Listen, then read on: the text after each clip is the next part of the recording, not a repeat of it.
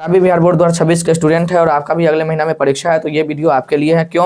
क्योंकि चैप्टर 3 से यानी कि 2 चर वाला रैखिक समीकरण से ये सवाल बेहद ही पूछा जाता है। ऑब्जेक्टिव में भी 2 नंबर में भी कैसे पूछा जाता है समझने का प्रयास करेंगे। आपको 2 समीकरण दे दी जाएगी और फिर आपको बताना पड़ेगा ऑब्जेक्टिव में कि ये दोनों समीकरण का जो ग्राफीय निरूपण होगा वो प्रतिच्छेदी होगा या समांतर होगा या संपाती होगा। तो इसको देखने के लिए मेरे पास क्या किताब का ही एक ट्रिक है, समझने का प्रयास करेंगे। आपको कोई 2 समीकरण दी हुई रहेगी तो आपको उसका x का गुणांक y का गुणांक यानी कि a1 b1 a2 b2 ये पता कर लेना है। और जैसे ही आप ये पता करते हैं तो इनके अनुपातों की तुलना करने पर अगर a1/a2 बराबर नहीं होगा b1/b2 को b2 के, तो उसका समीकरण का कोई हल नहीं होगा। और जब उसके समीकरण का कोई हल नहीं होगा तो उसका जो ग्राफ बनेगा वो प्रतिच्छेदी रेखा बनेगी, यानी कि एक ही बिंदु पर कटेगी।